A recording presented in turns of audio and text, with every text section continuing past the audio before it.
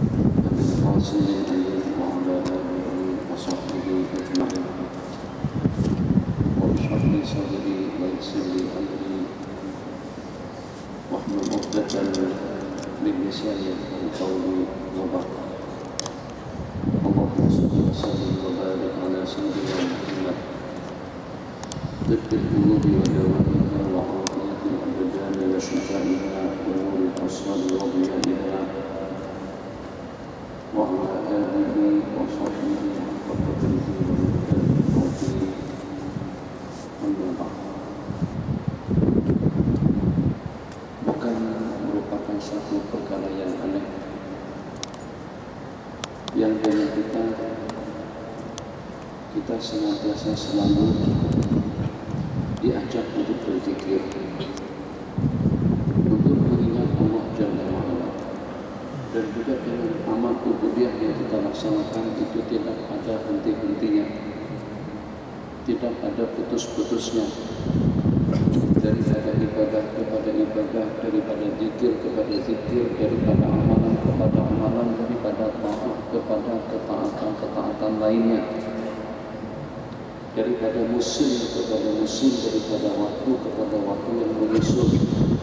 Setelah hari Jumat, Jumat lagi, Jumat lagi, setelah Ramadan, Ramadan lagi, Ramadan lagi, setelah haji, haji lagi, begitulah seterusnya. Jadi kita ingin memahami bagaimana dengan berselih gantian waktu daripada hari ke hari dan juga daripada minggu ke minggu, yang dengan perputarannya tidak luput daripada ibadah dan tidak luput daripada amalan. Perpindahan daripada bulan ke bulan, daripada bulan Ramadan kita beranjak kepada bulan-bulan haji. Daripada puasa sepanjang bulan kita berpindah kepada pelaksanaan rukun Islam yang terakhir, yang tentunya masih terngiang-ngiang di telinga para jemaah yang berwudu pada Arafah, dan juga terngiang-ngiang dengan kita di sini pada 4 hari yang berturut-turut lantunan takbir dan takbir. Lantunan takbir Allahu Akbar, Allahu Akbar, Allahu Akbar, la ilaha illallah, Allahu Akbar, Allahu Akbar, walillahil hamd. Disahut oleh kumpulan yang selanjutnya Allahu Akbar, Allah, begitulah seterusnya. Begitu juga masih terngiang-ngiang di pendengaran para jemaah haji dan juga dengan kita-kita di Nusantara yang menyaksikan suasana dan upacara wukuf di padang Arafah. Yang mereka lantunkan pada hari itu adalah labbaik Allahumma labbaik, labbaik labbaik Allahumma labbaik, labbaik la syarika laka labbaik, innal hamda wan ni'mata laka wal mulk la syarika lak. Tak lama kemudian, setelah berakhir bulan haji dengan pelaksanaan rukun Islam yang terakhir, kita akan disongsong dan juga akan disambut kembali oleh bulan Muharram. Yang pada bulan Muharram nanti ada hari Ashura. Ibadah pada hari Ashura, puasanya pada hari tersebut akan menghapuskan dosa kesalahan 1 tahun. Tidak lama kemudian akan disusul dengan bulan Safar atau juga dengan bulan Rabiul Awal. Bulan Safar sebagaimana kita ketahui adalah 2 daripada bulan pilihan yang sepatutnya dengan kita melangsungkan akad nikah atau akad perkawinan pada bulan tersebut. Disusul dengan bulan yang berikutnya Rabiul Awal, mengingatkan kita kembali dengan hari kelahiran junjungan kita Nabi besar Muhammad SAW. Begitulah dengan berputaran bulan yang selanjutnya, daripada musim kepada musim dan juga daripada ibadah kepada ibadah, agar selah yang bersambung, tali penghubung kita dengan Sang Pencipta itu jangan sampai pudar, jangan sampai terputus. Jadi sebagaimana disebutkan di dalam hadis, innallaha la yaman, Allah tidak pernah bosan untuk memberikan genjangan, untuk memberikan balasan, untuk memberikan anugerah, untuk memberikan madad, untuk memberikan khairat. Hatta tamannu, sehingga dengan kalian merasa bosan untuk melaksanakan ubudiyah kepada Allah Jalla wa Ala. Coba saja kalau pada saat dengan handset kita tidak digunakan atau tidak dicas, tidak dicas, cas sama saja, tentu leluasa dan kemampuannya akan semakin berkurang, akan semakin berkurang, akan semakin berkurang, yang pada akhirnya handphone tersebut sudah tidak boleh kita gunakan lagi. Jadi bagaimana mahabbah kita, rasa rindu kita kepada Sang Pencipta itu senantiasa segar dan senantiasa terjadi dengan baik, dan juga dengan kerinduan kita kepada Allah Jalla wa'ala itu tidak ternodai oleh gangguan waktu, problem dan cabaran hidup, masalah atau gangguan yang seperti apapun bentuknya, apakah dalam bentuk cobaan, apakah dalam bentuk malapetaka, apakah dalam bentuk penyakit, apakah dalam bentuk ujian, tetap saja problem-problem hidup yang semacam itu tidak akan memutus tali penghubung kita dengan Sang Pencipta. Justru semakin berat dan semakin besar cabaran yang menimpa, semakin erat kita dengan Sang Pencipta. Allahu Akbar. Sebagaimana yang Nabi kita gambarkan, idza hazabahu amrun, apabila ada sesuatu yang menimpa kepada baginda, badara ila salati, maka Nabi kita sesegera mungkin melaksanakan sembahyang agar problem hidup, tantangan hidup, dan juga dengan masalah cobaan dan ujian yang menimpa diri itu yang pertama tidak memutuskan hubungan kita dengan Allah, kemudian yang kedua tidak memudarkan hati dan mahabbah kita, cinta dan kasih sayang kita, dan yang ketiga agar senantiasa rindu kita tersemat dan juga terpatri di dalam hati. Allah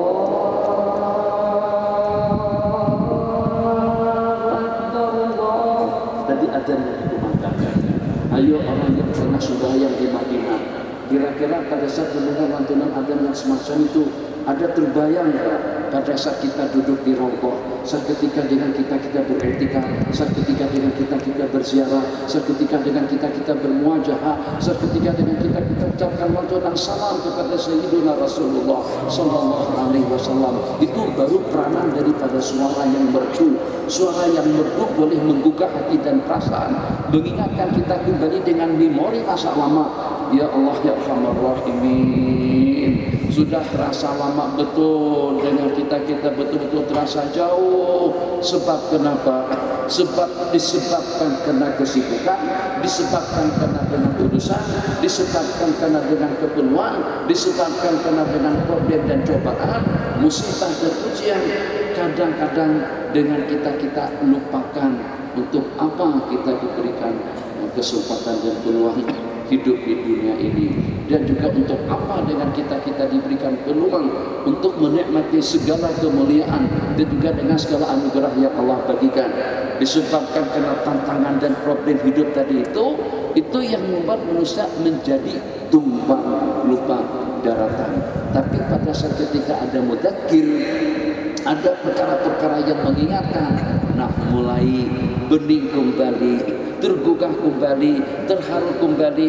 Ya Allah ya Arhamar Rahimin, dahulu pada saat saya di Mesir, saya rasa salah satu bukan saya yang merasakan, itu dirasakan oleh tiap insan sejak daripada tahun 74. Wa amma bi ni'mati rabbika fahaddits, tidak lebih daripada sekedar mengongsikan atau juga menceritakan tentang pengalaman yang pernah kita alami, tidak ada tujuan apa-apa. Sejak daripada tahun 74 ke 75 terus menerus sampai pada tahun 90, 91, 92 sampai pada 96. Selama tidak kurang daripada dalam 23 tahun berturut-turut itu dengan kita tidak pernah alpa. Bahasa asasinya apa? Tidak pernah miss daripada wukuf di Padang Arafah. Haji 23 tahun berturut-turut. Kali pertama kita tidak ke Mekah, begitu ada tayangan siaran langsung daripada Padang Arafah, labbaik Allahumma labbaik, labbaik la syarika lak, tergugah hati kita pada saat itu. Jadi kita sudah tidak dapat menahan air mata, kita sudah tidak dapat menahan perasaan. Kenapa? Sebab itu dahulu, sejak beberapa tahun yang lalu, pada saat lantunan talbiyah berkumandang, seketika dengan kaum muslimin sedang berkumpul, pada waktu mereka sedang berwukuf, pada saat mereka sedang bermabit, kita pun juga bersama mereka pada hari tersebut, bersama mereka di waktu wukuf, bersama mereka di waktu mabit, bersama mereka di waktu melontar, bersama mereka di waktu korban, bersama mereka di waktu tawaf. Masya Allah, tabarakallah, tidakkah boleh terbendung hati dan air mata, hati dan perasaan seketika dengan kita diingatkan kembali dengan perjalanan hidup atau juga dengan memori masa lalu.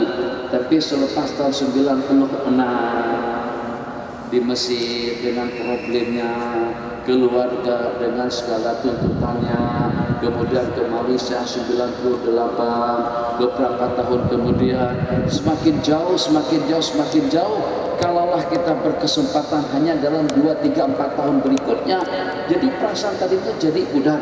Dahulu kita kalau pada waktu berkumpul pada hari wukuf di Padang Arafah, yang walaupun di Mesir, yang walaupun di Indonesia, yang walaupun di sini, Masya Allah, tabarakallah, sepanjang sore hari itu suasana dan karena sudah tidak boleh dikawal dengan lantunan doa, munajat, merintih-rintih di hadapan Allah, seakan-akan seperti kita sedang berada di bumi Arafah, seakan-akan kita sedang berada wukuf di Padang Arafah. Kenapa?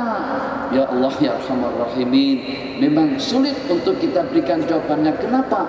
Kecuali kalau dengan seseorang yang pernah cinta, tergugah hati dan perasaannya, rindu dan mahabbah kepada sesuatu, kemudian dengan satu anugerah tersebut terambil daripada kehidupannya dan juga terambil daripada peluangnya.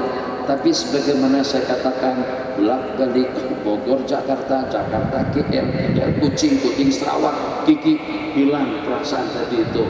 Jadi mulai wujud kembali ketika azan Madinah tadi itu dikumandangkan. Terpikir, ya Allah, ya Arhamar Rahimin, rasa sudah jauh kita dengan Rasulullah, rasa sudah terasa jauh kita dengan kota Madinah, rasa sudah terasa jauh kita dengan Makkahul Mukarramah, rasa sudah terasa jauh kita dengan tempat-tempat yang mulia dan juga dengan suasana yang mulia. Maka peranan daripada suara dan juga peranan daripada lantunan zikir, tasbih dan takbir itu akan memulihkan kembali perasaan hati, mahabbah, rindu kita kepada sesuatu.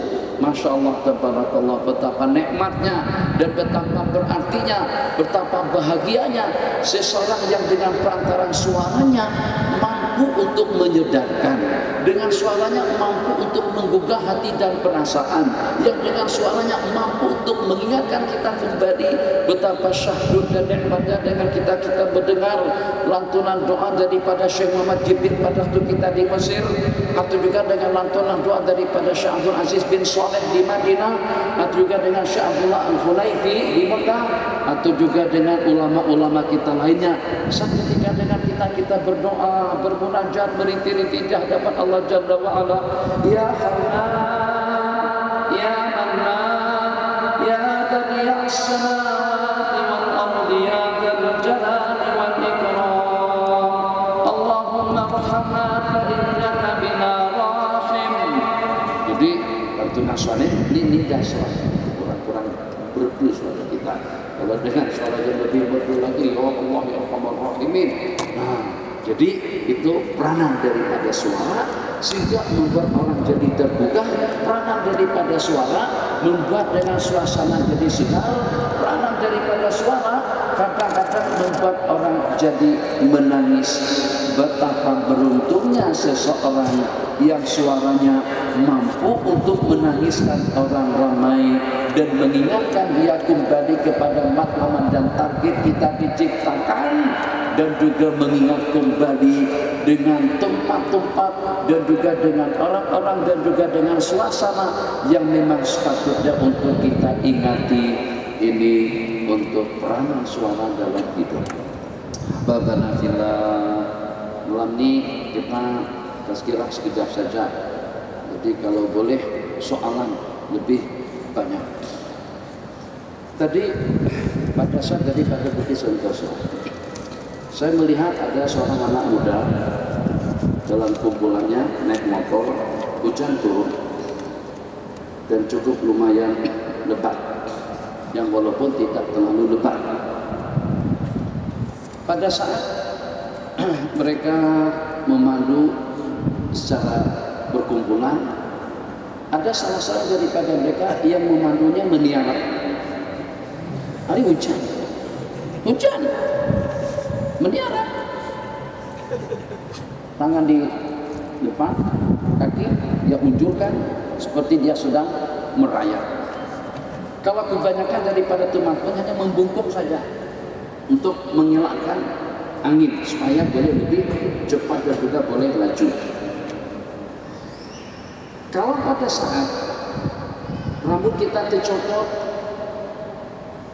tulang kita terpatahkan, atau bagian manapun daripada anggota tubuh kita yang terjatuh, masih boleh diperbaiki, masih boleh diganti, ada kemungkinan akan boleh kembali. Tapi kalau pada saat umur yang tercopot, yang tertanggalkan daripada diri seseorang, kira-kira dengan cara seperti apa yang dengan kita boleh menarik dan memasukkannya kembali? Kalau pada saat roh keluar daripada jasad, kalau pada saat dengan roh keluar daripada tubuh sehingga terhembuskan nafas yang terakhir akibat karena dengan sikap yang tidak bertanggung jawab seperti tadi, apa mungkin dengan roh akan masuk kembali, akan datang kembali? Tangan tercopot boleh diganti dengan tangan palsu, gigi terpatah boleh diganti dengan gigi palsu, kaki patah masih ada kemungkinan akan boleh kembali. Begitulah juga dengan bagian-bagian anggota tubuh kita lainnya. Begitu juga dengan fasiliti hidup, dengan rumah yang runtuh, atau juga dengan kendaraan yang hancur, atau juga dengan pakaian yang robek, atau juga dengan bangunan yang terbakar. Kita masih mempunyai peluang kedua, ketiga, keempat untuk kita mewujudkannya kembali. Tapi kalau pada saat yang tercopot dan yang keluar daripada jasmani dan jasa seseorang itu adalah roh, maka sudah tidak ada duanya dan tidak ada penggantinya. Jadi kalau seperti itu hakikatnya, maka Allah Jalla wa'ala tidak hanya memberikan tangan yang leluasa untuk memberi, untuk menerima, untuk berbuat, untuk bekerja, type itu, type ini, ambil sana, ambil sini, buat sana, buat sini. Bukan setakat bagikan mata yang memandang dengan leluasanya dapat membeda-bedakan antara yang indah dengan yang tidak. Ini lawa, ini cantik, ini indah, ini bagus, ini seksi, ini kurang sopan, ini kurang asam, ini kurang garam. Itu penilaian daripada mata, bukan hanya dengan telinga. Telinga dapat membeda-bedakan antara suara dengan suara. Allahu Akbar, Allahu Akbar. Itu adzan Mesir, adzan Madinah.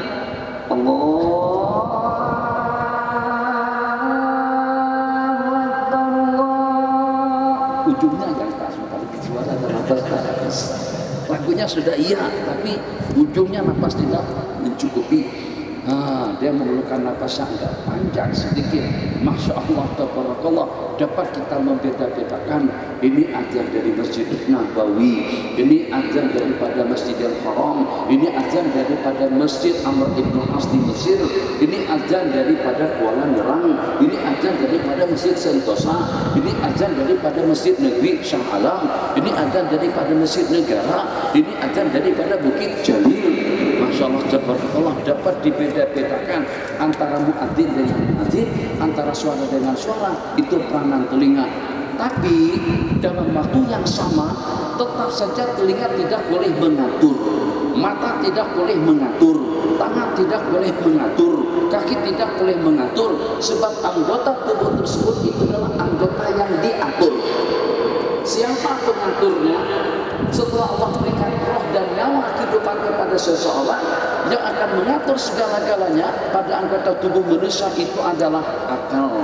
Maka dengan akal pemikiran yang sehat, dengan akal pemikiran yang waras, itulah Masya Allah, tabarakallah, akan kita rasakan kenyamanan hidup, akan kita rasakan keadilannya, akan kita rasakan kebijakannya, agar kita perhatikan kesopan dan santunannya, akan kita perhatikan kemuliaannya, akan kita perhatikan ketakwaan dan ibadahnya. Akal yang mengatur agar dengan seseorang tidak dipandang sinis, tidak dipandang hina, tidak dipandang bodoh, tidak dipandang rasa, tidak dipandang kurang, tidak dipandang aneh. Kenapa? Sebab peranan akal yang Allah bagikan kepada manusia itulah yang mengatur segala-galanya daripada anggota. Semua organ kita telah diatur oleh akal, yang kalau pada saat akalnya sudah tidak sehat, anggota tubuh dengan geraknya pun juga akan menjadi sakit. Betul, insya Allah itu hakikatnya. Jadi pada saat akal kita tidak sehat, itu tadi toh. Pikir kalau terjatuh bagaimana? Kalau ada batu di depan bagaimana? Ini hujan, jalan licin, takkan mandu macam itu. Pikir di mana otak? Pikir di mana akal? Masya Allah, tabarakallah, bijaksananya orang yang bijak karena dengan akal masih memainkan peranannya. Baiknya orang yang baik karena dengan akal masih memainkan peranannya. Kemudian orang yang beribadah karena masih memainkan akal dengan peranannya. Begitulah seterusnya. Tapi kalau pada saat akal sudah tidak berfungsi, kalau pada saat dengan akal seseorang itu sudah tidak sehat, kedudukannya tidak jauh berbeda dengan majani. Itu perlu diobati, perlu dirawat, perlu ditolong, perlu dibantu, dan juga perlu dinasihati. Jadi bagaimana kalau pada saat dengan akal seseorang tadi itu sudah tidak sehat? Bagaimana kalau dengan pemikirannya sudah tidak waras? Kalau sudah seperti itu, dia terpaksa harus memerlukan bantuan, dia terpaksa harus meminta bantuan daripada orang lain. Maka karena itulah di antara daripada daruriyatul hayat, di antara daripada muqawimatul hayat, kalau dalam istilah hukum disebut dengan ad-daruriyatul khams, 5 perkara penting yang merupakan prinsip dan yang menentukan dalam hidup. Itu adalah hifdzul aqli, menjaga akal. Kenapa Allah haramkan narkoba, narkotika, ekstasi, ataupun juga dengan yang sejenisnya, kokain, heroin, arak, khamar, minuman keras, whisky, brandy, champagne, dan lain sebagainya.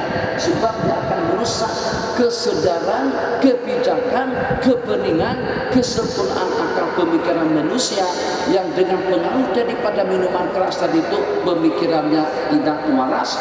Kadang-kadang mungkin pengaruh daripada minuman, kadang-kadang mungkin juga pengaruh daripada rokok, kadang-kadang juga mungkin pengaruh daripada yang dihirup, sehingga membuat akal pemikiran sudah tidak berfungsi sesuai dengan apa yang dikehendaki oleh Allah Jalla wa'ala.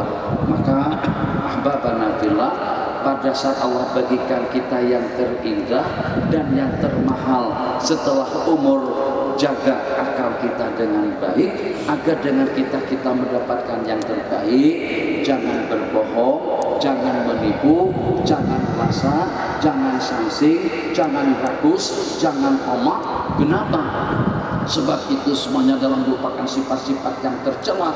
Dan kata ulama, justru juga hakikat hewan korban yang kita korbankan dan yang kita sembelih pada 4 hari yang lalu, bermula daripada hari yang ke-10, 11, 12, dan 13, kambingnya kita sembelih. Apalah artinya menyembelih binatang? Bukan untuk kita tonton dan kita lihat darah yang mengalir, bukan untuk kita menyaksikan derita dan cerita daripada kambing yang disembelih, bukan untuk kita menikmati dagingnya. Apakah memang sudah tidak ada daging sehingga sampai dengan kita memakan daging hewan korban yang 3? Banyak makanan yang boleh dimakan sebagai penggantinya. Tidak boleh hidupkan tanpa kambing, tidak boleh hidupkan tanpa lembu, tidak boleh hidupkan tanpa onta. Kalau seandainya kita tidak menikmati daripada 3 jenis binatang tadi itu, manusia tidak akan mati. Insyaallah. Khasiat kambing apa kira-kira? Ada dalam 10 macam, ratusan macam jenis masakan, makanan, ulam-ulaman, sayur menyayur yang mempunyai khasiat yang ada dengan kambing. Apa kira-kira kelebihan dengan lembu dan kerbau? Macam itu juga dengan daging onta. yang barangkali di segi kelezatannya mungkin dengan jenis-jenis daging atau jenis-jenis ikan, atau juga dengan jenis-jenis daging yang kita makan.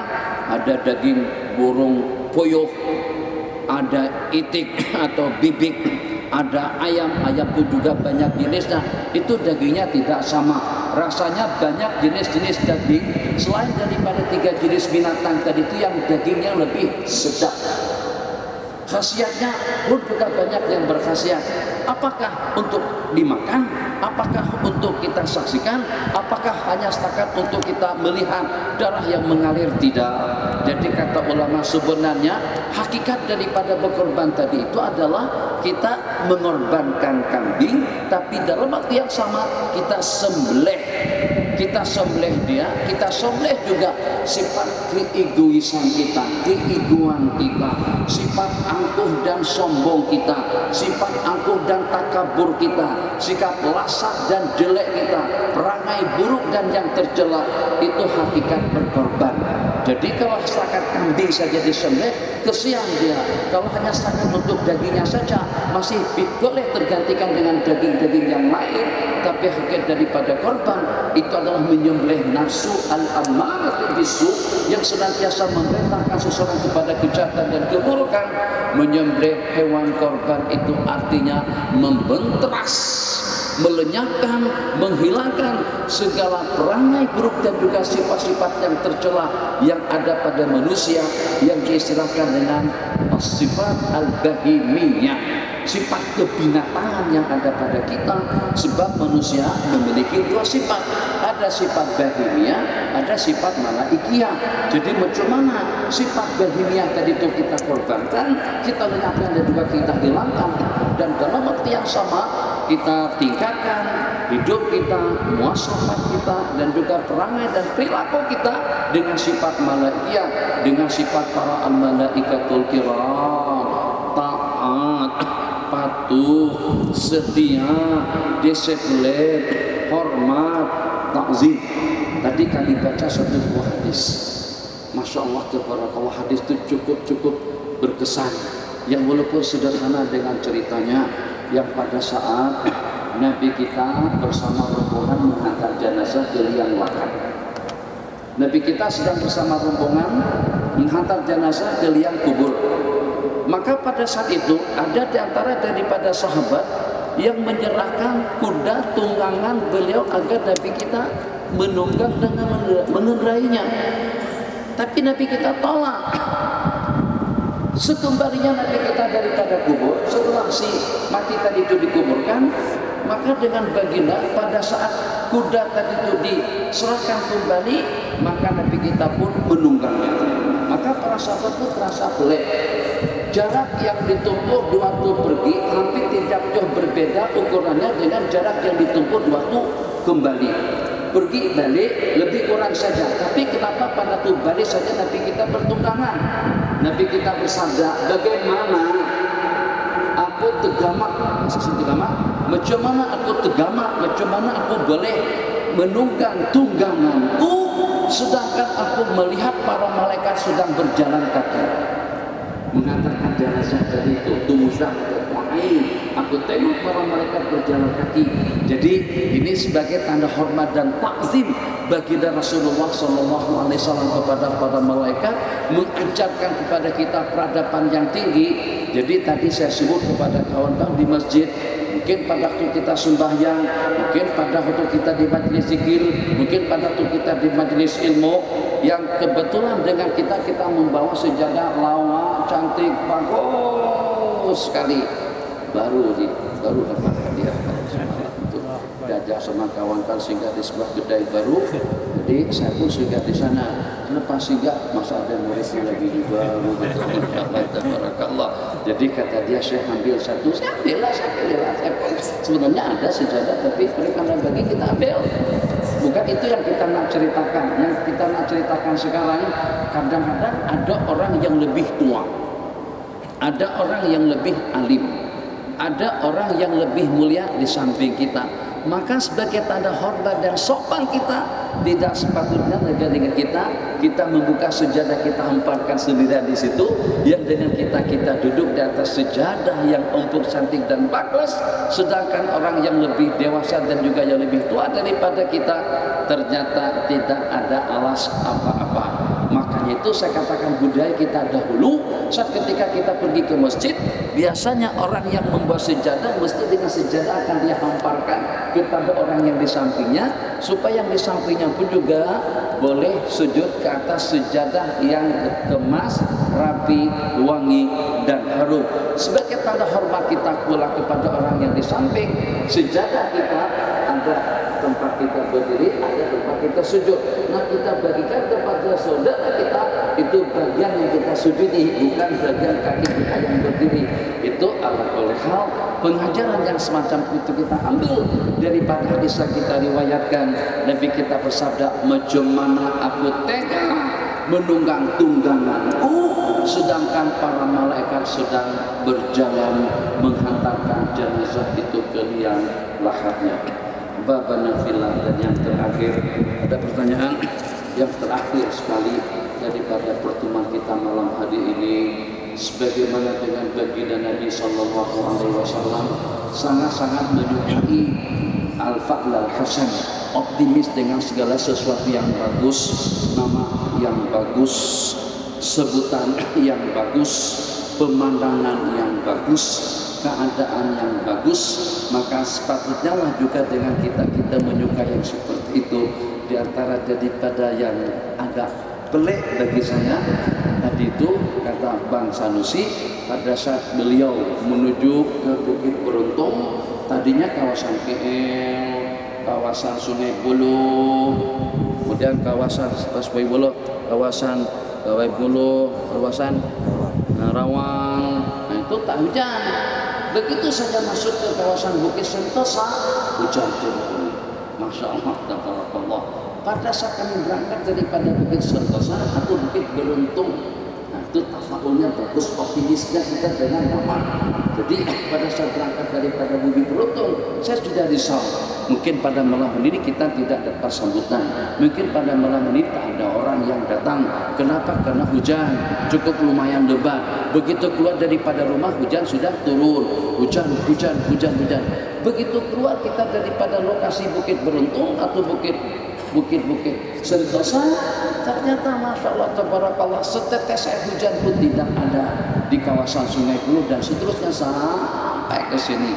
Jadi alhamdulillah, mungkin itu yang menjadi asbab orang ramai atau juga tak siapa yang memberikan nama kepada lokasi itu sebagai kawasan Bukit Beruntung dengan Bukit Sentosa, sebab orang takut bagian hujan sementara hujan membasahi permukaan bumi kita. Jadi dalam satu rangkaian cerita Nabi kita mendengar, atau salah seorang daripada sahabat Nabi kita mendengar, Eski hadik kata fulan, turunkan hujan ke kebunnya fulan bin fulan. Jadi sahabat Nabi kita tadi itu tegamal, kaget, heran, tengok suasana. Kalau seandainya mendung, mungkin saja sekejap lagi hujan akan turun. Sementara suasana pada saat itu tidak menunjukkan hujan akan turun, tapi diperhatikan betul lantunan suara tadi itu di mana, diikutin sampai pada satu lokasi. Ternyata hujan hanya turun di lokasi itu saja, di sebuah kebun milik daripada seorang sahabat. Jadi setelah didatangin, Ji, assalamualaikum. Saat ketika aku sedang berjalan di kota Madinah, aku mendengar lantunan suara, turunkan hujan pada kebunnya fulan bin fulan, si A, si I bin siapa. Jadi pada saat itu ternyata saya ikuti dan saya perhatikan, justru hujan turun pada kebunnya kamu, di kebun dan di dusunnya kamu. Apa yang kau lakukan sehingga dengan Anda mendapatkan kehormatan yang semacam itu? Jadi kata sahabat Nabi kita berkenaan, sebab dengan hasilnya itu aku bagi tiga. Hasil sepertiganya untuk benih, untuk bekal dan kelanjutan tanaman itu ditanam, sepertiganya untuk disedekahkan, dan juga sepertiganya digunakan untuk berjuang di jalan Allah Jalla wa'ala. Kesimpulan yang ingin saya simpulkan pada pertemuan kita malam hari ini, tadi saya sedikit menyentuh dan mengait-ngaitkan tentang balasan dan ganjaran pahala yang berlipat ganda, yang walaupun sudah saya sebut pada beberapa majelis, tapi masih ada yang belum mendengar. Masya Allah, tabarakallah. Jadi Allah bagikan ganjaran pahala kepada kita setelah modal asasi kita miliki. La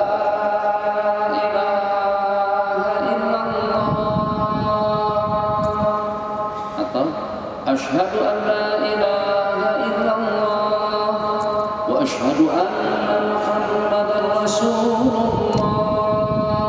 Ini pondasi. Maka dengan perantaran modal dua kalimat syahadat tadi itu semuanya jadi berarti. Kalau tidak, lebih kurangnya mungkin seperti dengan kereta atau seperti dengan jasad manusia. Apa artinya manusia kalau tidak ada nyawa? Apa artinya manusia kalau tidak ada roh? Manusia itu tidak akan boleh berbuat itu dan ini kalau pada saat dia sudah tidak hidup. Maka seperti itulah aktiviti kegiatan kita sehari-hari. Sebelum dua kalimat syahadat tadi itu dilanturkan dan diucapkan dengan iman dan yakin, kebaikan apapun tidak ada maknanya. Dia berbuat baik, dia menyumbang, dia bersedekah, dia membantu, dia menolong, senyumannya, pikirannya, penemuannya, Jeponnya, Eropanya, Amerikanya, semuanya haba manthura. Yang pada hari kiamat nanti dengan mereka berangan-angan senasib dengan binatang pada teknologinya, kemajuannya, komunikasinya, transportasinya, peralatannya, kehidupannya serba mewah, canggih dan hebat. Tapi pada akhir hayat mereka ingin senasib dengan lembu, kerbau, kambing dan binatang. Apa yang membedakan manusia dengan manusia? Asyhadatain, dua kalimat syahadat. Sehingga dengan perantaran dua kalimat syahadat tadi itu semuanya akan berarti. Senyumannya, pikirannya, usahanya, gangguannya, problemnya, penyakitnya, musibahnya, apa saja yang menimpa. Musibah yang menimpa ada balasannya di sisi Allah. Cobaan yang menimpa ada balasannya di sisi Allah. Sehingga Nabi kita bersabda dalam sebuah hadis, pada saat orang-orang yang sehat afiat, ini bukan menyatukan diri, tidak.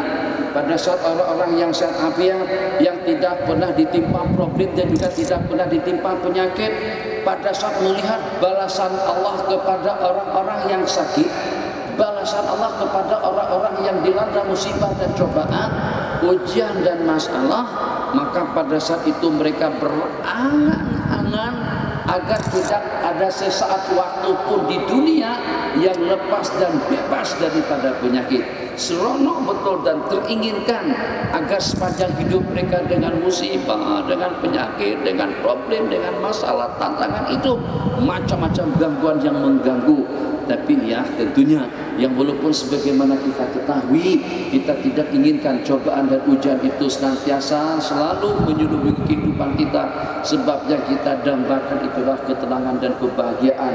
Tapi kita hanya ingin mengaitkan problem dalam bentuk seperti apa saja, kata syaukah ya syukuha, sehingga sampai dengan duri yang menusuk kaki seseorang akan ada balasannya dan akan Allah perlihatkan ganjarannya nanti pada hari kiamat. Bila berartinya segala-galanya tadi itu kalau pada saat kita sudah mempunyai fondasi asasi yang disebut dengan dua kalimat syahadat, maka segala-galanya akan dilipat gandakan oleh Allah Jalla wa'ala, daripada wudu, kepada zikir, kepada sembahyang, kepada puasa, kepada haji. Bukan hanya setakat itu saja, Allah lipat gandakan kembali amal ubudiyah manusia dengan waktu-waktu yang mulia, tempat-tempat yang mulia. Sekali di sana sama dengan 100.000 kali ganda, sekali di situ sama dengan 1.000.000 kali lipat, begitulah seterusnya. Jadi tadi malam saya katakan itu karena 3 faktor. Faktor yang pertama, karena Allah Maha Pemurah, sehingga Allah memberikan balasan kepada kita dengan balasan yang luar biasa, yang walaupun bacaannya tidak khusyuk. Kita semua sunat tasbih tadi itu, kita bertasbih di sini, sementara pikiran kita bertasbih di luar masjid. Macam-macam yang diingatnya, macam-macam yang dipikirkannya. Saya tadi pada aku bertasbih di sini, pikiran saya kepada Mohsin dengan Nismah. Terpikir dalam kepala mereka tadi itu siang main-main. Nanti kalau sembahyang di situ berdua beradik tertidur. Kalau tertidur, kalau seandainya ada orang angkat atau kalau seandainya ada orang kata, Nismah yuk, tuh mama tunggu di kereta, ada mama di bawah, ayo ikut mama sekali. Atau bagi belon saja ikut dia, hilang dia Mohsin dengan Nismah. Makanya saya suruh Abang Suri coba tengok anak-anak ada di mana sekarang ini. Tasbih di sini, sembahyang di masjid, hati kita di luar, sampai ke Bogor, sampai ke Bangunan, sampai ke Manhat, dan hadis bangunan yang masih belum selesai lagi, terkeliling dunia. Sementara dengan jasad ada di sini, itu kita yang semacam itu pun tetap Allah bagi balasan. Coba saja kalau dengan tukang bikin kerja tidak betul, tercatat dengan tulisannya serok, kalau sebutnya serok, kemek, bukan sengek, kita tak bagi apa-apa. Kalau seandainya cara melayaninya tidak betul, mungkin juga seseorang yang bekerja dengan kita buat kerja tidak bagus, buat kerja tidak layak, buat kerja tidak sopan, kita tidak akan gaji dia. Mungkin pada suatu ketika akan kita pecat. Kita tidak pernah dipecat oleh Allah. Zikir khusyuk tidak khusyuk, sembahyang baik tidak baik, asalkan memenuhi rukun-rukunnya, Allah akan berkenan untuk menerima. Kenapa? Sebab Allah bermurah dalam waktu yang sama. Allah ingin memuliakan kita. Dan yang terakhirnya, sebab supaya kita layak untuk mendapatkan tempat yang istimewa, mendapatkan surga Allah nanti pada hari kiamat.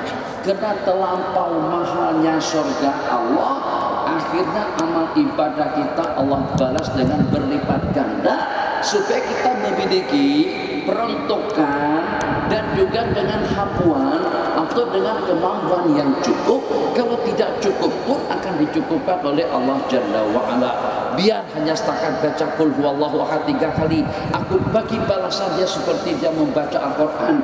Biar dia hanya setakat melaksanakan 7 keliling tawaf dan juga 7 kali mundar mandir sa'i daripada Safa dan Marwah, kemudian dicukur rambutnya dengan perjalanan yang dia tempuh tidak lebih daripada dalam 10 jam terbang, mendarat di Jeddah 3 jam sampai ke Mekah, dalam 2 jam selesai tawaf dan sa'i, dalam 1 menit atau 5 menit kepala digondol, balik kembali ke Malaysia hanya dalam hitungan 2 hari saja selesai. Tapi itu di bulan Ramadan, Allah bagikan balasannya sama dengan orang yang melaksanakan ibadah haji.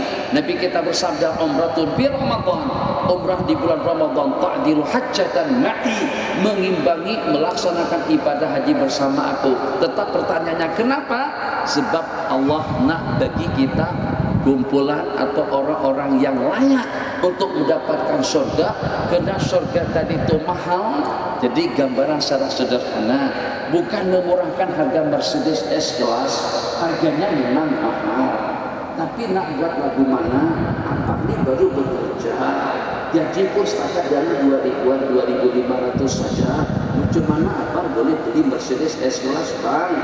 Jadi saya kalau saya murahkan harga Mercedes S-Class, saya jual harga yang sama dengan Alza, semuanya protes. Itu perusahaan tidak betul, itu manajer tidak bijak. Macam mana? Dijual ke kami harganya 650.000 Rm, sedangkan dibuat dengan si sahabat tadi itu harga hanya setakat dengan harganya Alza 69.000. Orang semuanya komplit, dunia kiamat komplit dengan kejadian tadi itu. Nah, jadi supaya abang boleh beli Mercedes S-Class 500 atau 5.000 cc, harganya adalah hampir jutaan, atau BMW 760 itu yang paling gede dan juga yang paling mahal, harganya lebih daripada jutaan. Jadi saya tidak memurahkan harga kereta saya, ikut harga pasaran. Sebagaimana saya pasarkan dalam 1.3 pun juga saya jual dengan dia dengan harga 1.3. Tetap kereta itu mewah, cantik, lawa, megah, bagus, indah, dan untuk yang paling modern pada tahun 2013. Bagaimana supaya abang boleh membelinya?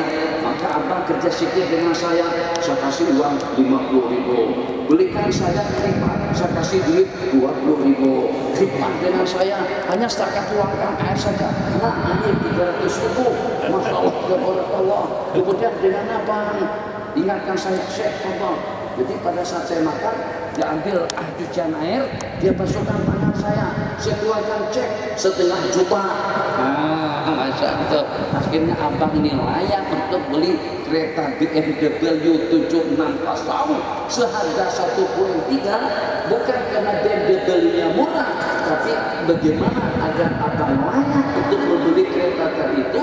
Maka saya bagi abang tunjangan, gaji, habuan, bantuan yang luar biasa.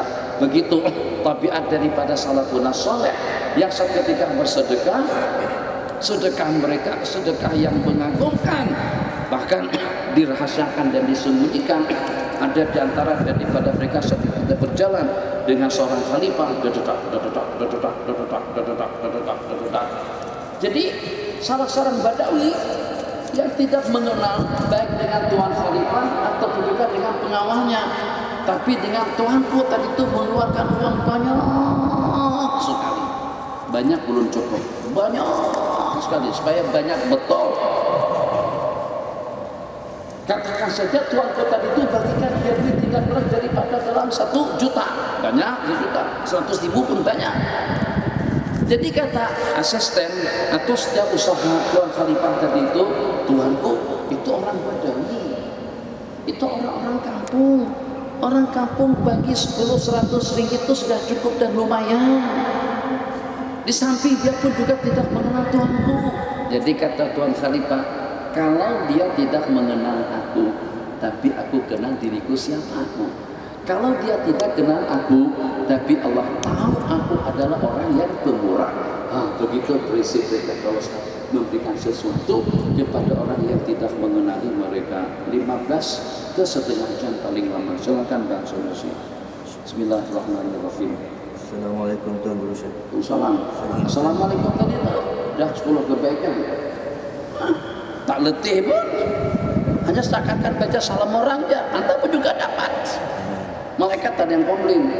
Sebab Allah yang bagi. Bismillahirrahmanirrahim. Apakah hukum membahagikan sebahagian daging korban kepada para petugas korban sebagai upah?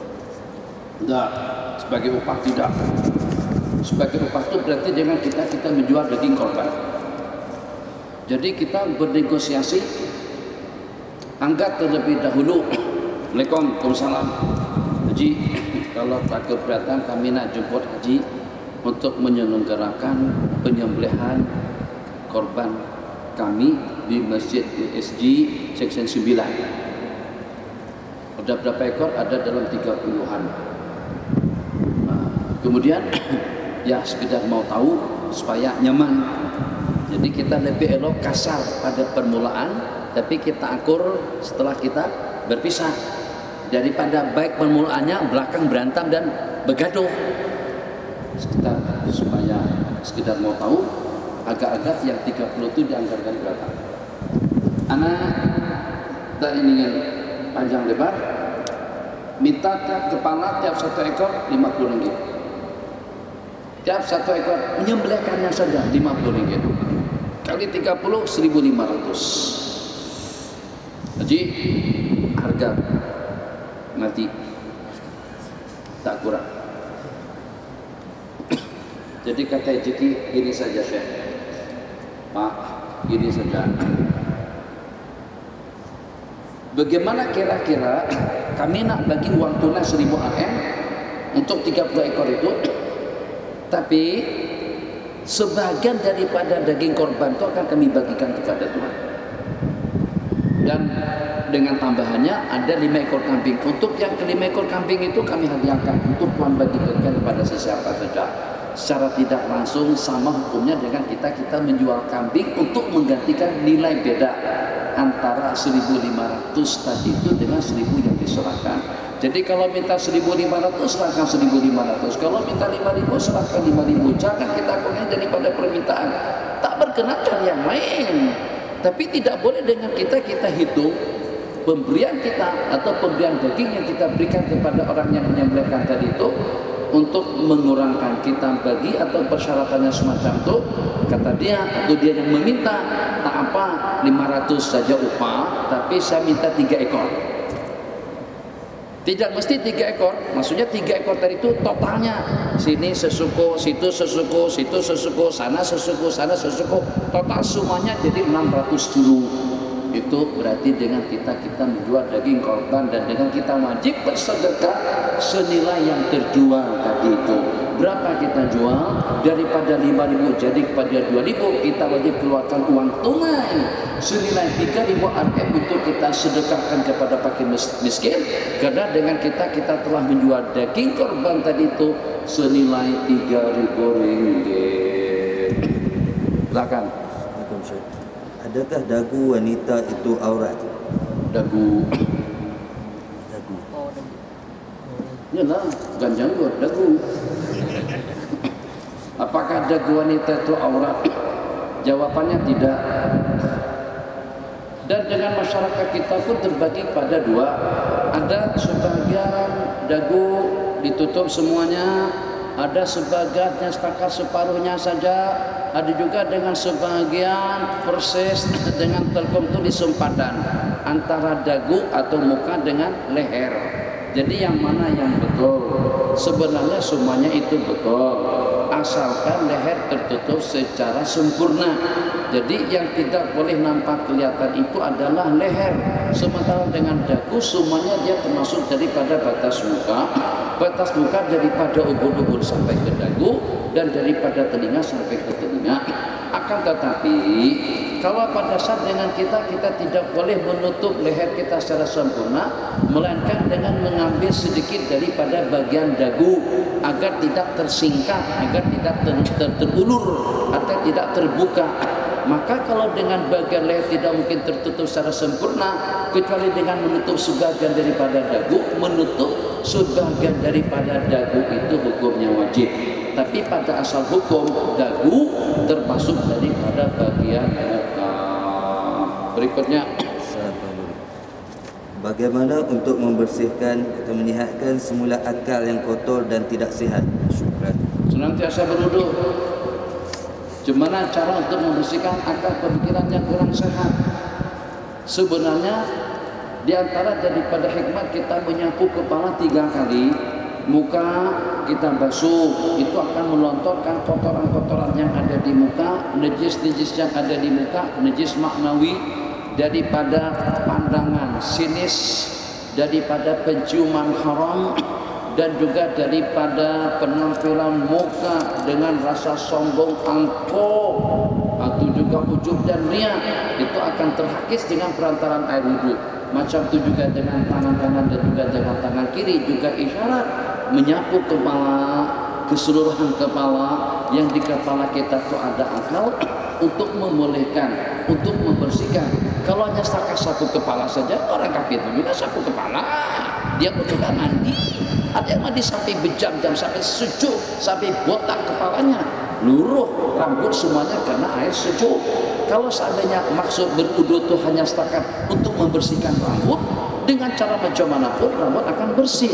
Untuk membersihkan kepala, kita botakin atau kita gundul ke rambut kita, maka kepala kita akan semakin bersih. Dan bukan itu maksudnya. Maksudnya itu adalah menyapu kotoran-kotoran yang lekat pada pemikiran dan juga pada kepala seseorang, sehingga dengan pemikirannya menjadi sehat dan waras.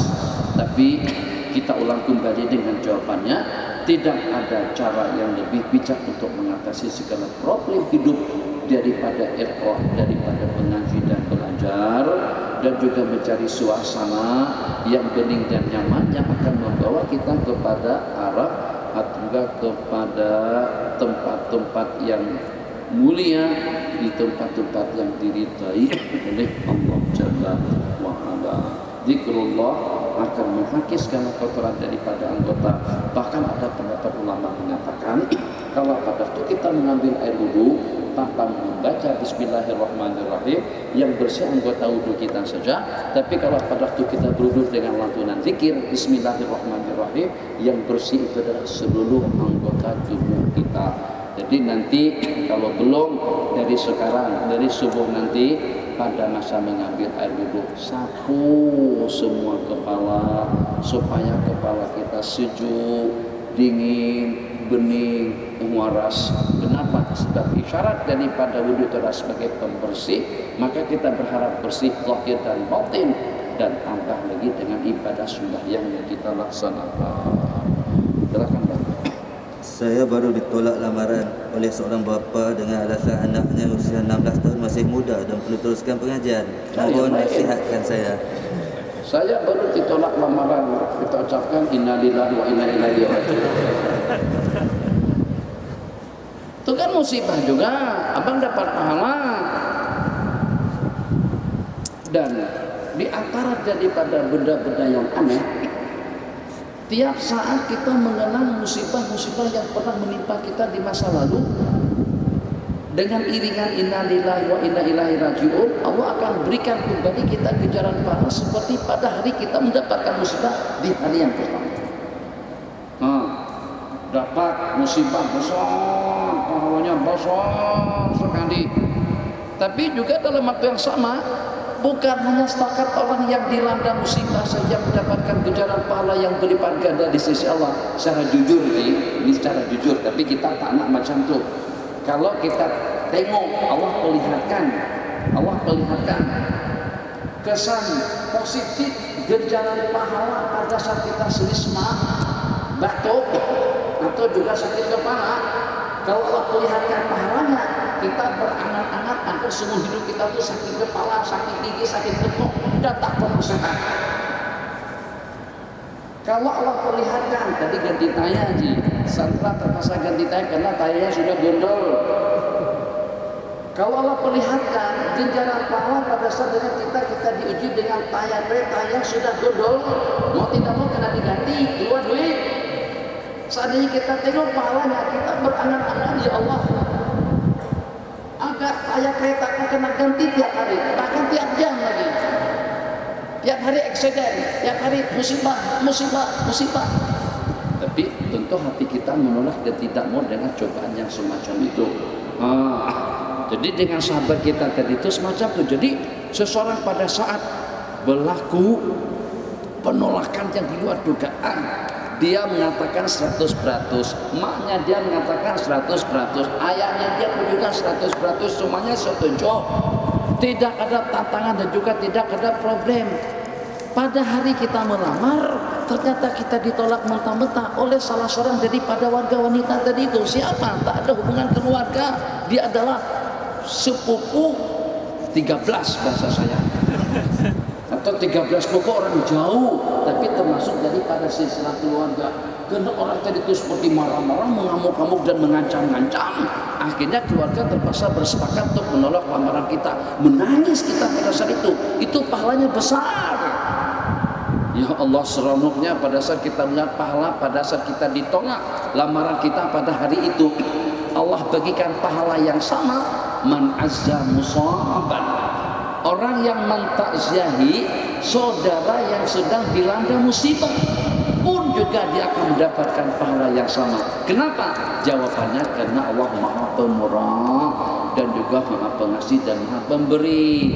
Jadi bagaimana kira-kira dengan musibah tadi itu? Musibah yang menimpa kepada si penanya yang katanya lamarannya ditolak dengan alasan karena yang dilamar itu masih muda dalam usia 16 tahun. Itulah kan kita terlalu terpaku dengan undang-undang dan peraturan. Secara undang-undang sipil kita atau anak perempuan, anak darah tidak boleh dikawinkan pada masa usia di bawah daripada 16 tahun. Itu 16 tahun itu baru dibolehkan. Laki-laki pada masa usia 18 tahun. Kalau secara hukum yang baru berusia 3 bulan pun sudah boleh dikawinkan. 6 bulan sudah boleh kawin, 5 tahun sudah boleh kawin, 10 tahun sudah boleh kawin. Tapi secara hukum ikut undang-undang syarak boleh-boleh saja dinikahkan pada masa usia di bawah daripada 16 tahun.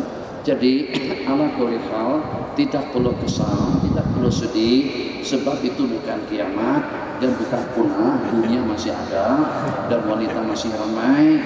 Kalau memang masih mendambakan dan masih menghayalkan ingin kawin dengan anak darah pada usia 16 tahun, itu insya Allah masih ramai di dunia ini yang usianya 16 tahun.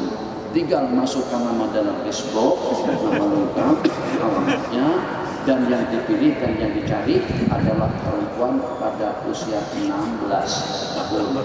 Tunggu untuk seminggu, 2 minggu, 3 minggu, masuk jawabannya dari Afrika Selatan. Ya coba ala hal.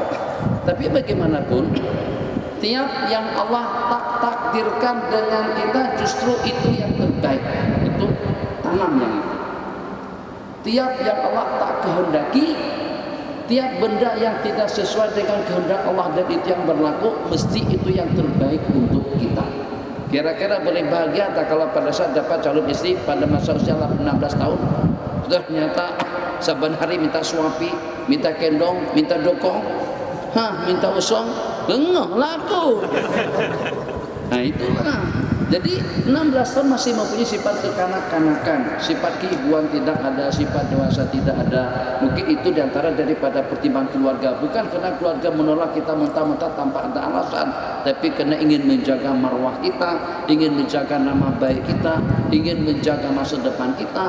Mungkin itu diantara daripada asbab mereka menolak lamaran kita. Jadi tidak perlu kecewa dan sedih. Ucapkan alhamdulillah. Ditolak lamarannya alhamdulillah, eksiden kereta alhamdulillah, anak mati alhamdulillah, tayap pancit alhamdulillah. Yang pada akhirnya nanti hamdalah daripada kita itu asbab yang akan menjadi kemuliaan kepada kita. Allah berfirman, qabattum thamaratahu ade, apakah kalian telah mencabut buah hati daripada hambaku itu? Kata malaikat, iya ya Allah. Mada qala abdi, apa yang dia katakan ketika anaknya meninggal? Qala hamidaka wastarja', dia ucapkan alhamdulillah dan inna lillahi wa inna ilaihi raji'un. Allah berfirman, bagikan dia satu buah istana indah dan diberi nama dan berikan nama istana alhamdi, wasammuhu baital hamdi, dan beri nama itu adalah gudang atau rumah kebahagiaan. Itu kepada siapa? Kepada orang yang mengucapkan alhamdulillah ala sarra'i wa dharra. Bukan hanya mengucapkan alhamdulillah pada saat kita senang, kalau pada saat kita sedih dan duka pun juga kita ucapkan alhamdulillah. Paling tidak dengan pertimbangannya kita merasa bersyukur yang pada saat ketika kita diuji dengan suatu cobaan dan ujian yang kepada orang lain lebih teruk daripada ujian yang menimpa kepada diri kita. Masih banyak lagi. Kemek depan saja, belakang masih oke lagi. Kemek belakangnya, depan masih boleh diperbaiki lagi. Alhamdulillah, hancur semuanya, masih ada insurannya lagi. Alhamdulillah, insuran tak uruskan, duit kita habis, masih ada kemampuan lagi untuk kita beli kereta lain. Oh banyak. Ya Allah, tak ada kemampuan, masih hidup lagi. Yang hidup pula, masya Allah, tabarakallah. Tengok yang sakit, alhamdulillah. Saya sih kalaulah sakit pun tapi taklah semacam mana dia itu sudah masuk keluar masuk hospital, rumah, klinik, hospital, begitu saban hari. Kita hanya setakat sekali sebulan saja. Alhamdulillah. Ternyata kita jadi semacam itu masih juga alhamdulillah. Tuh bandingan dengan yang cuci kila atau buah pinggang 2 kali seminggu itu tinggal menunggu detik-detik terakhir, masih alhamdulillah juga lagi. Berbanding yang terangkat kaki di hospital mana ayak masuk, jatuh napas turun naik dengan bantuan apa, masih mendingan juga karena masih sudah dan hidup daripada yang sudah dihantar ke dalam kubur. Jadi tiap musibah kalau kita lihat semacam itu asbab yang memungkinkan kita untuk meluangkan rasa syukur dan alhamdulillah kepada Allah. Berapa kali lagi bang? Dikit lagi. Ada di sini soalan? Ada soalan? Tak ada. Nah silakan nyaring sedikit. Bismillahirrahmanirrahim. Salam.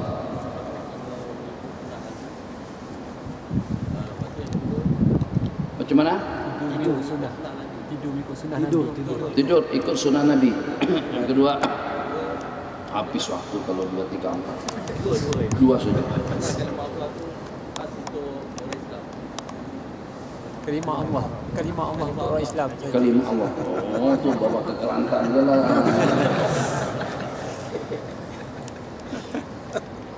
Abang jangan tanya-tanya benda-benda itu. Nanti kena hijrah pula kita daripada masjid sini.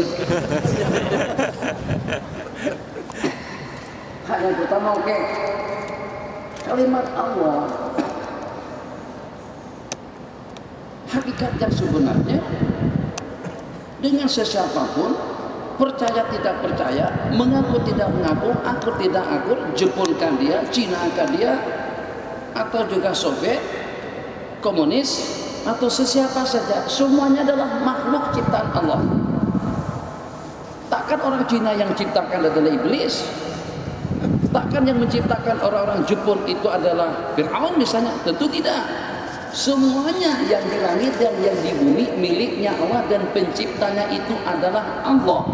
Dari sudut mana salahnya kalau mereka mengucapkan Allah? Sebab itu hakikatnya adalah Tuhan mereka semuanya, yang walaupun dia menyembah patung, atau juga menyembah Buddha, atau juga menyembah berhala, apapun yang disembahnya, tetap hakikat yang patut disembahnya itu adalah Allah. Oke? Wah, ini kemana alat tujuannya? Berarti ikut ke sini nih condrongnya. Nah, belum habis jawabannya. Tapi kalau pada saat penggunaan nama Allah tadi itu dengan pandangan sinis, dengan pandangan hina, tulisannya akan tercemarkan, tulisannya akan dihinakan, akan disia-siakan, itu jelas kita komplain, jelas kita akan memberontak, dan itu tidak dibolehkan kalau sampai kalimat yang semulia Allah akan terhinakan dan akan tercemarkan kemuliaannya.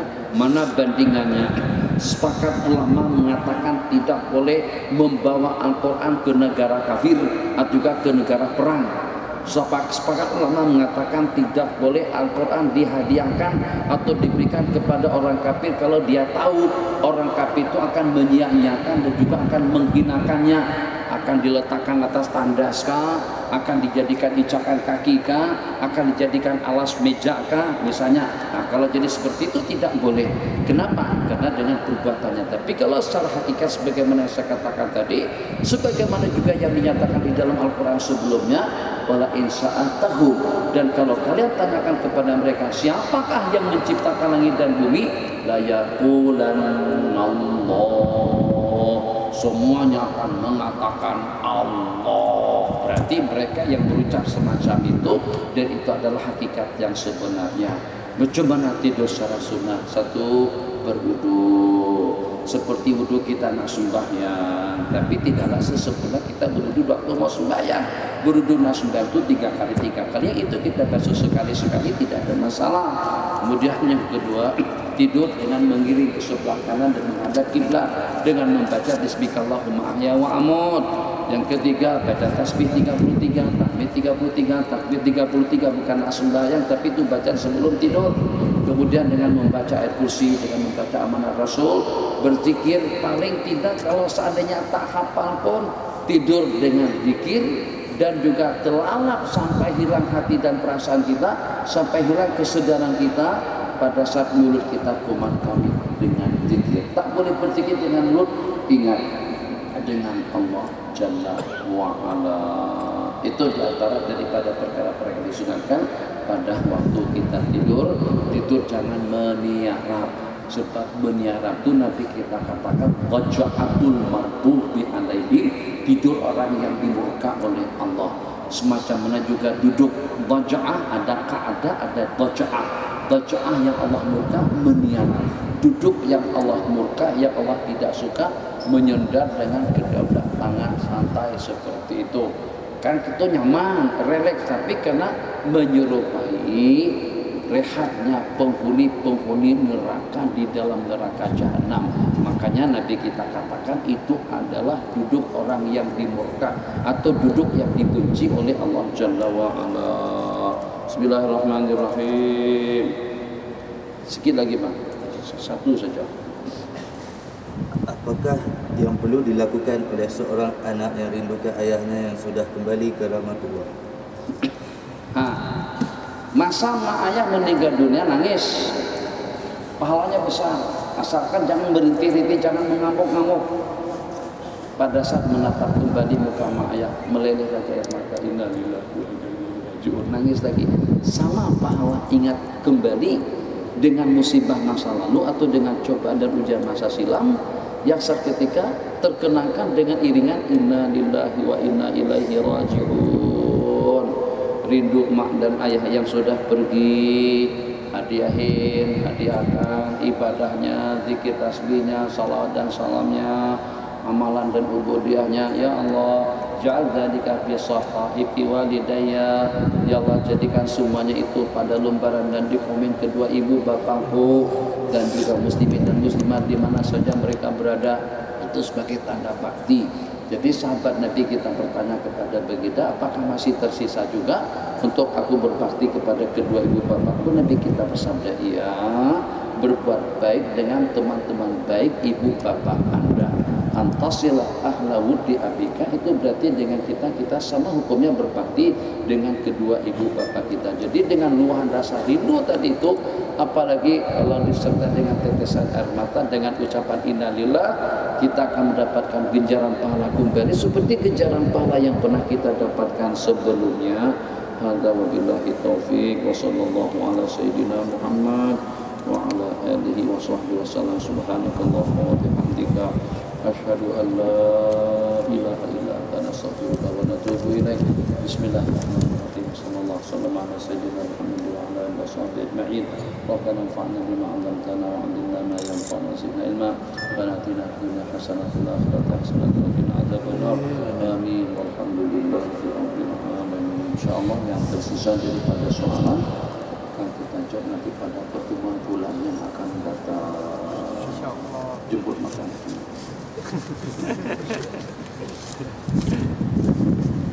Melegakan hati lah, dengan dijemput pun sudah selalu lah, tapi saya sendiri kadang-kadang menyedihkan. Allah sallallahu alaihi wasallam, sallallahu alaihi wasallam, sallallahu alaihi